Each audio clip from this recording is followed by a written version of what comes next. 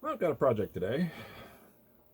Wife was getting the our four-wheelers ready for hunting season, and noticed the choke wouldn't work, and it turns out that the choke arm is broke. So I tried to melt it back together. That's not going to work. So what I'm going to do is I'm going to cast a new one in tin. Tin should last a lot longer than this polypropylene plastic, whatever the heck it is. So first thing I want to do is I want to fill these cavities so this thing is solid when I'm finished. And then I'm going to use this 3/4 inch socket. Is going to be the capacity, or about the size that I want it to work out to. That way I can machine away, take metal away. You can't put metal back. And I think it'll work okay. So without further nonsense on the talky parts, what I got here is just some old Sculpey clay, nothing fancy. So I like the Sculpey better than the modeling clay because it's a little more, it's more dense, and I'm going to be using this to fill the voids. So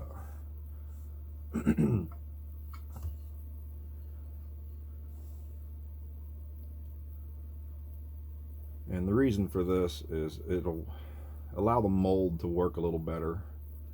I don't need any clay, or I'm sorry, I don't need my sand casting medium to be sticking in every crevice that's just there unnecessarily. This is this is a way for them to save plastic during manufacturing. I'm not worried about that because I'm doing a one-off here. So what I'm doing, rather than leave this void, when I'm finished, it'll be a solid mass. It'll be a whole lot stronger too. Get it to come out. There we go. Yeah, that looks good.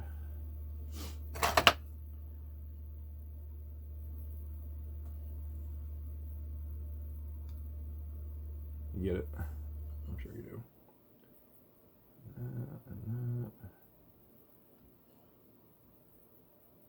So this will be one robust choke lever when I'm finished with it. One of a kind. Yeah, that looks good. And now, my other dilemma is how do you cast a cavity like that? That's pretty much impossible. This will have to be machined. I'll have to mill this out and figure out another solution. But I don't need any problems with that either, so I'm going to go ahead and fill it, and not completely though, because I want to know where those markings are supposed to be. In other words, this will be a little indentation there, and it'll give me a point to go to drill into after after the casting's done. But it won't go clear in there, so it'll be more forgiving when I'm doing the sand mold if that was filled as much as possible. Yeah, that looks good. Like I said, I'm not worried about having too much because I can file it off. So I'll still be able to know where this goes. It'll leave a little witness mark during the cast. Shouldn't be hard to find. That needs a little bit of a slope to it because I don't know how I'd pull that out of the mold. So now it's sand castable. Before it was injection moldable, which is a whole different process. They can make a complex mold. I can't do that in sand. So I think I'm ready. Start building the mold. All right. Let's see, where is my flask? Good old faithful. In the meantime, I'm hoping, why isn't that warm? Oh, you dummy. You unplugged that. well, that could take a while. The great thing about tin is you can actually melt it in a lead pot. It's pretty close to the same temperature as lead. I mean, it's a little bit higher than lead, but I've had pretty good luck melting tin in these. These are tin ingots. Basically what this is really, it's pewter. You find it everywhere at yard sales. A lot of times it's ugly because it's all dented up. For example, like this is a piece of pewter. It's kind of got a big old dent there. It's real soft, and that's how you can tell it at a yard sale. If you can grab something at a yard sale and it's got a dent in it, and you can bend it with your fingers, good chances it's pewter. Look on the bottom. And pewter is 90% tin. That's close enough. So, for what I'm doing, it works really well. So I buy all that garbage up whenever I see it. Alright. Let's get busy making the mold.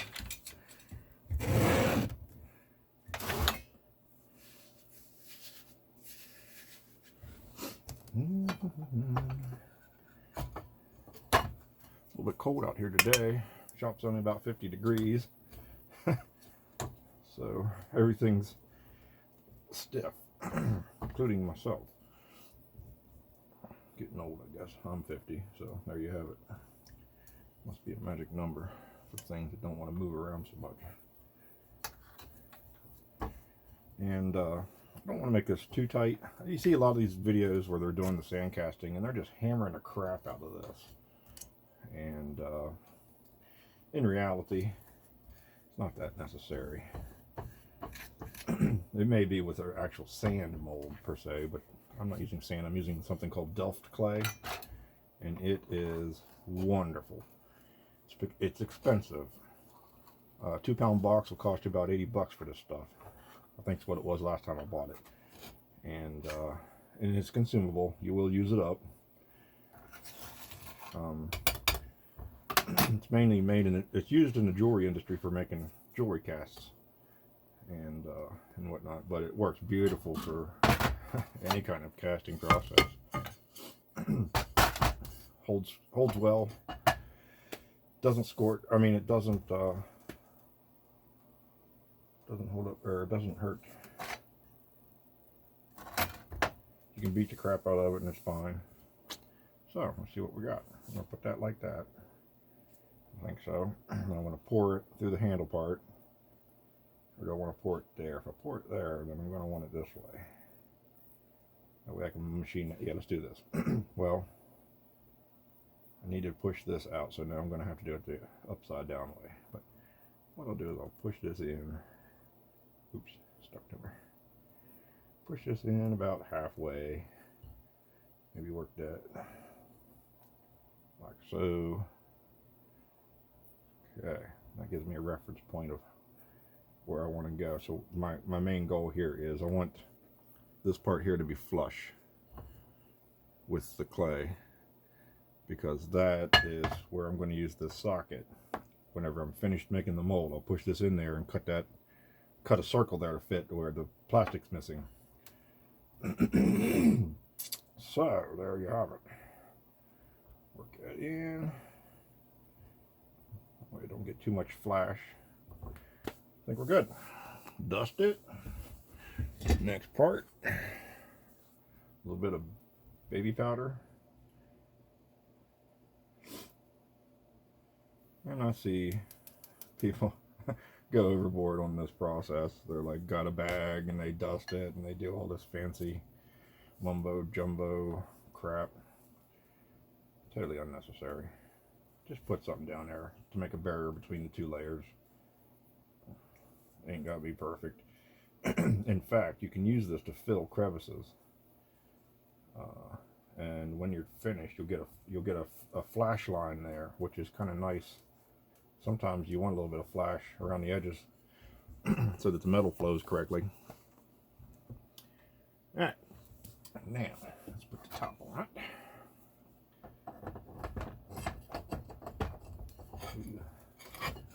What's wrong there? Got clay in my holes. And Crumble me up some sand. Looks good.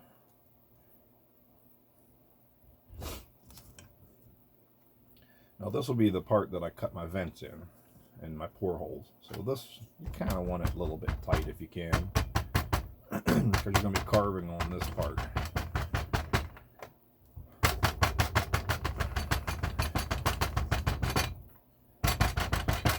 But I've seen them spend 20 minutes pounding on. I've seen some videos where they just pound the crap out of this, and again, it's waste of time. This stuff will work just fine. In fact, I kind of think that might be why a lot of those videos that you watch, the casting fails, is because they have it so tight that air can't escape through the pores of the sand. Just an opinion, I don't know, I'm not a professional, but I've done quite a few of these.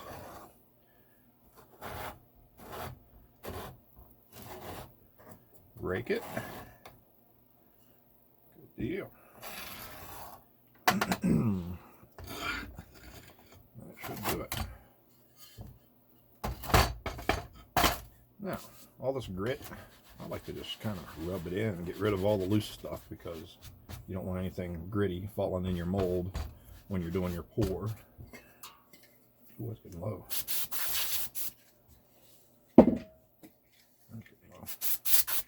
Alright, see what we got.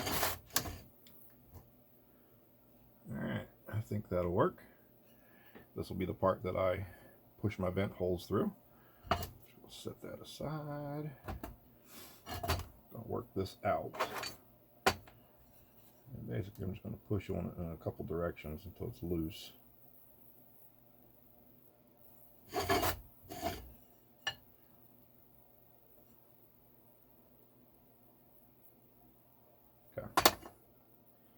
Good deal. And that's what we'll have, with the exception of the part that's missing, which is here. I'm going to create that with this. This is the diameter that I want it to be. So I'm just going to eyeball it in there, press this down in, like so. And then this will fill with metal. I want to cut this off because I want it solid. Real easy. Okay. Give it another little press. Wish that was solid, but it isn't. Yeah, that might work. Okay.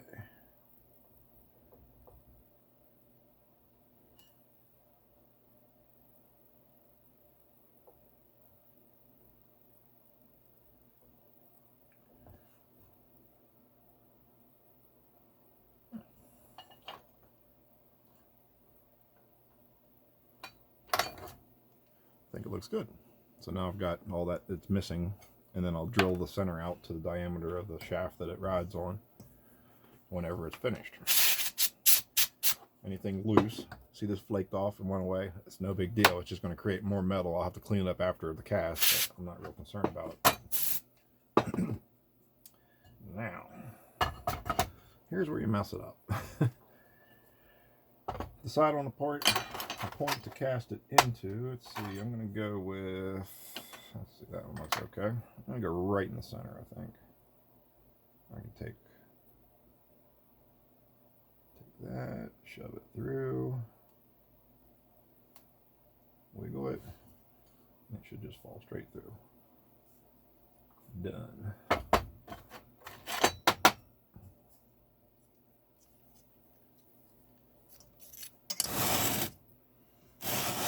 Okay, so now I got a hole for the metal to go into. Also want a nice big old vent over here for the air to escape in a hurry. I'm not actually in the part, I'm out beside the part. See that? But I'm going to create a channel to it here in a minute.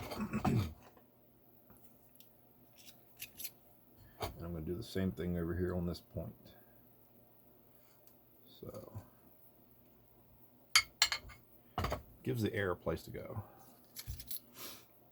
Now, take this. What I'll do is I'll just press this down in it like that.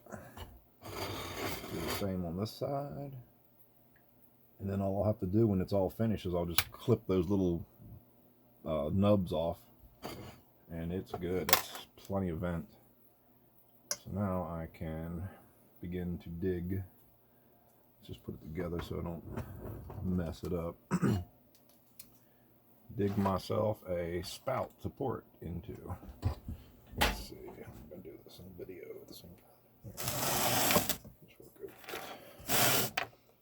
So I'm just going to carve a nice little pour spout in the clay. Like so. And being that this is tin that I'm casting, it has a really low melting point and it flows very well. If I was doing this in silver, I'd want to get this as close to the inside of that mold cavity as I can because the silver will cool down real fast. But with this process, it's really forgiving, and I don't have to make such a shallow hole there. So now, see all that goo? That's got to go because it'll drag in whenever you do your cast. So carefully blow it all out. Get it off of there. Make sure there ain't nothing hanging. Clean my mold out. You can see here I've got parts in it from where I did the cut. Clean that up again. That's looking pretty good. Now, as soon as my metal is melted, I'll be ready to pour it. Alright.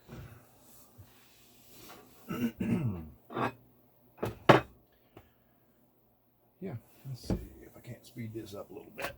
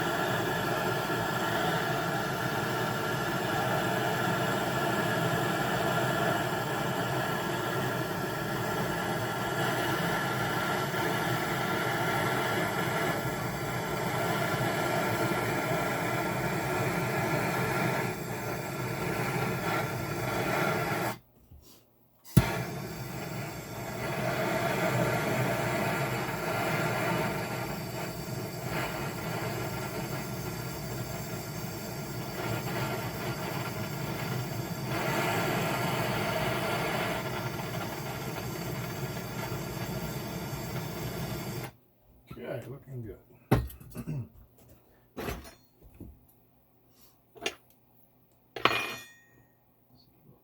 You want it really good and liquid.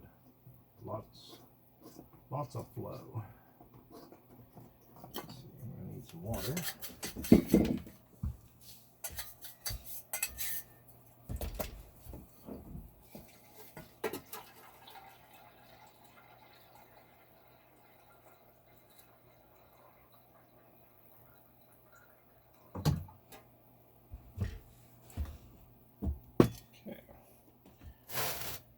Now, here's the problem.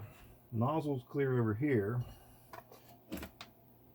and I can't quite hit the hole that I made to pour it into. So what do you do in that situation? A couple things. Let me take a crucible. We'll just top it off instead. So you get your pair of these. These are nice. You take one of these crucibles. On the bottom's a flat spot. Look at that. Beautiful design.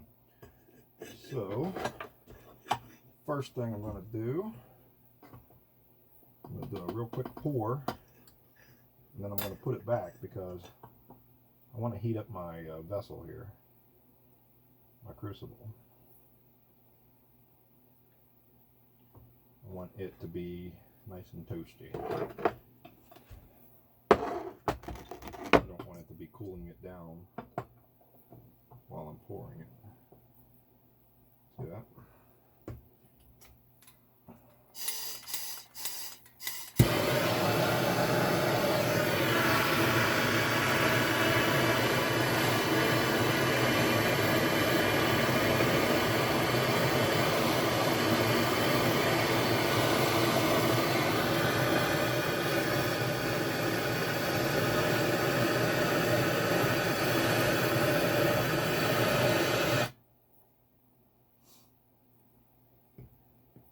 Looking good.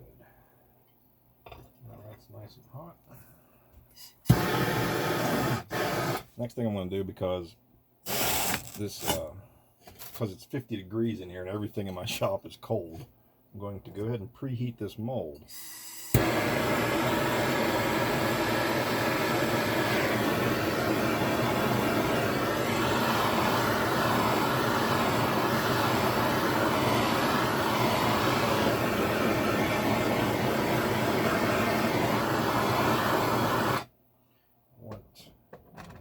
I want it to flow as easy as it can.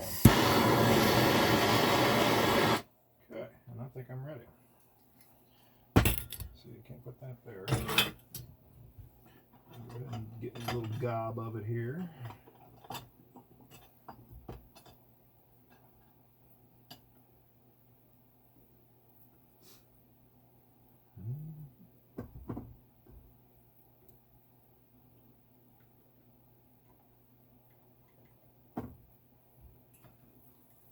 Go ahead and reheat it while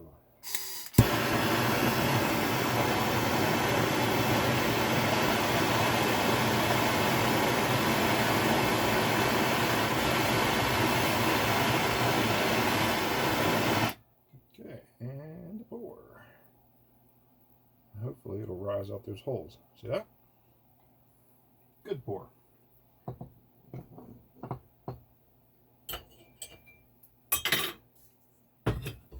You see the went down and went up, sloshed around a little bit. Beautiful. Now we just don't touch it.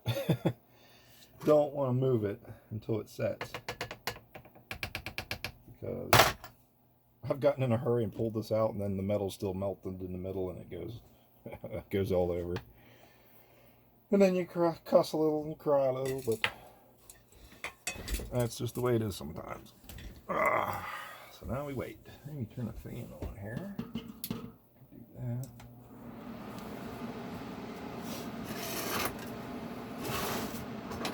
Get my grabbers ready.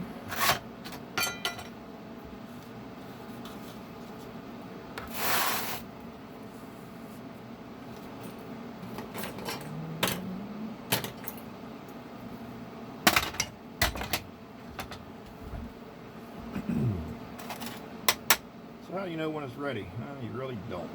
Now it's going to be hot. Yoink! Just can't rush this part. You can, but you'll be sorry if you do. So, generally what I try to do is light me up a cigar for this process. Alright, here we go. Probably long enough. I like the look of that. Push this out.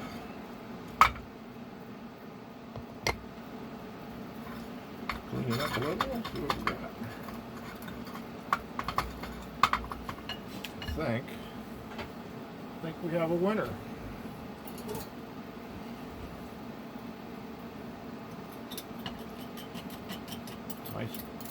Nice clean cast.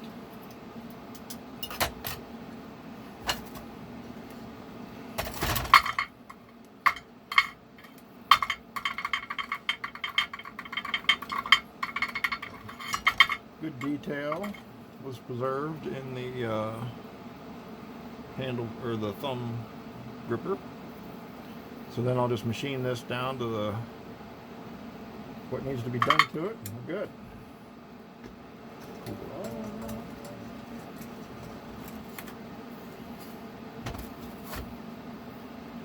We got it.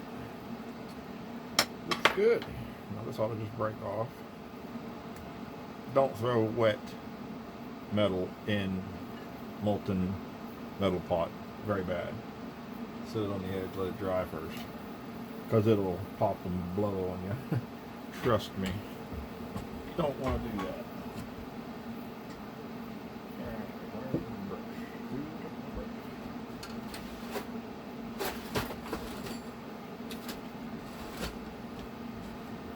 Okay, just cleaning up a little so I can see what I got to work with here.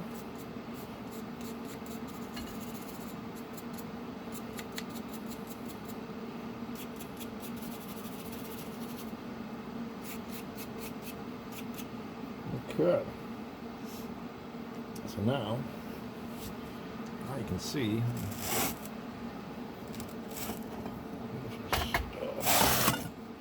get you in here closer.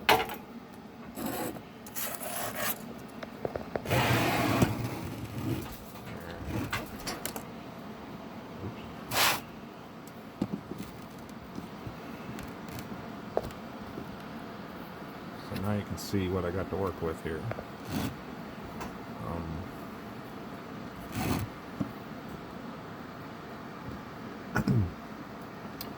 So remember how I said that little nub will show? That little nub is right there. So what I'm going to do is just clip this off back a ways from where it needs to be, and then I'll use a file to finish it. Well, maybe I'm not. Wants to walk in there, so close enough. So got away. That dry, and then I'll kick them in the pot. Oops. Okay, looking good. Cut this little nub off. Cut this big old screw off. I'm going to cut it here first, because if you cut it here, it'll crash into your pliers. So I want to just cut it twice. Cut it back here.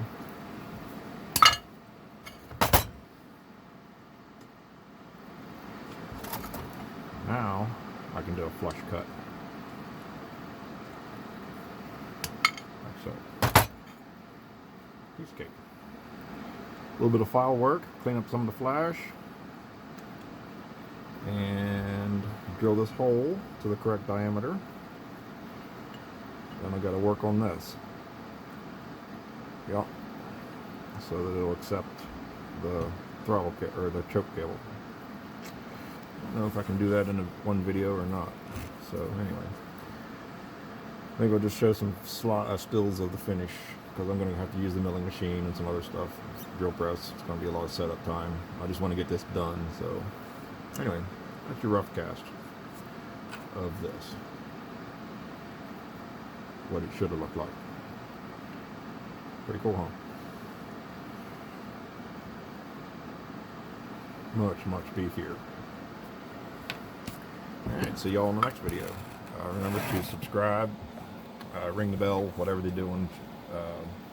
YouTube here to make my channel expand. I'm trying to get monetized, so to do that I need some support. Whether you watch my stuff or not, just click that stupid link. It gives me another viewer, which helps me towards my goal of becoming monetized. So if you like it, click the link. If you don't like it, click the link. I just need some clicks. Thank you.